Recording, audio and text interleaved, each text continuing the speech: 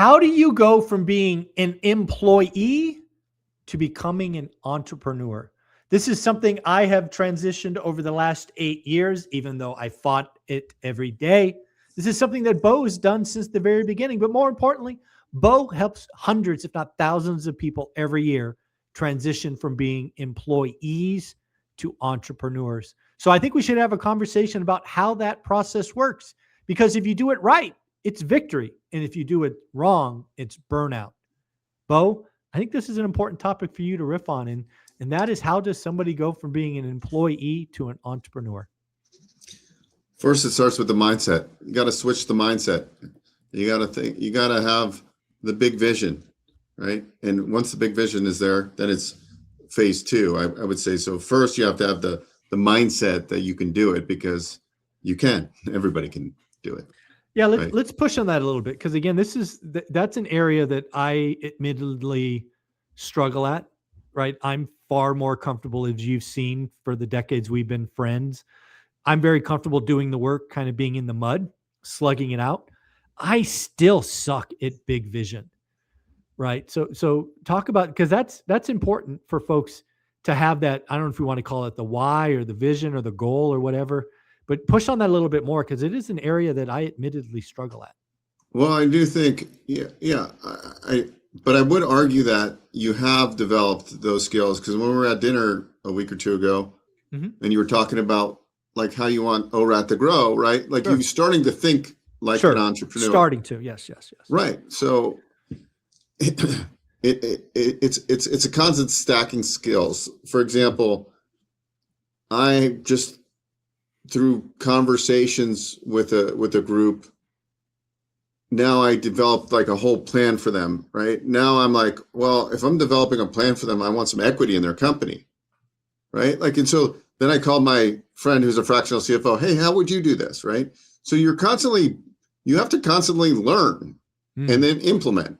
Like, and if you're able to do that, I've talked to an ORAT guy. I don't bug people because people are busy, and like, I'm not one that's gonna like, and he booked a call for yesterday, and we've talked now for probably a year and a half.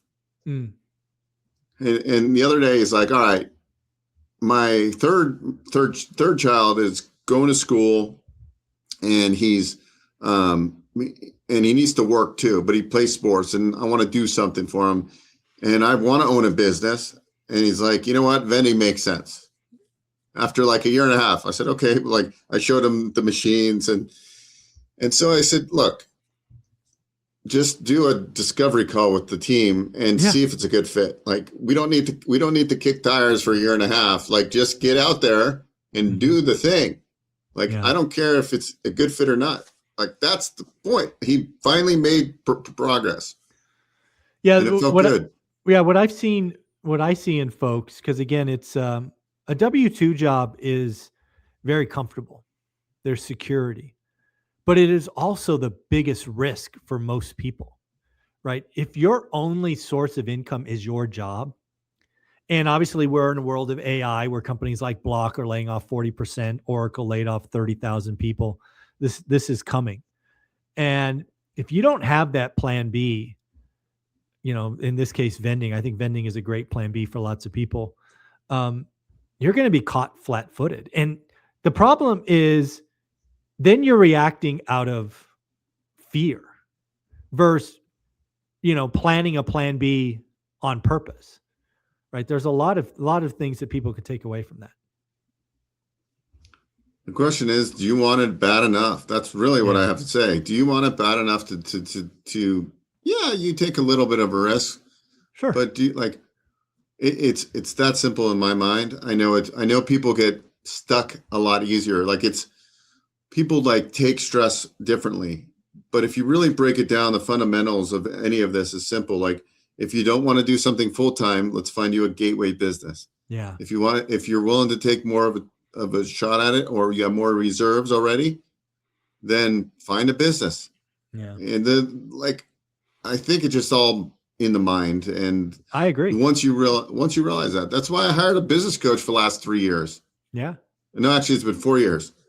I pay a bunch of money for a business coach. Yeah. But do I see an ROI? So get yourself a coach. Somebody needs to, you need to be able to level up. And I think the difference between some people and other people are some people can wake up, roll out of bed, get their coffee, hit the gym every single day, even when they don't want to. Yeah. So the people that do stuff that they don't want to do are the ones that are going to win. I agree. The other thing that I see is folks is they should be reaching out to you, because I think going from a W-2 to becoming an entrepreneur is obviously scary because of the unknown. What I want more people to think about is you very likely have a skill set that you've been paid to learn that you can transition into a business, like a gateway business or something that's very similar to what you're doing.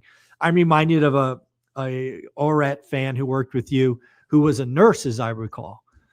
And they're looking to open up, a facility in the medical field. Again, it's a very it's a leverage point. And, I think that's what I think a lot of people don't realize is, you have access to hundreds, if not thousands of things. And that's why they need to go to onerentalmeeting.com just to have a conversation and see what's out there, I think.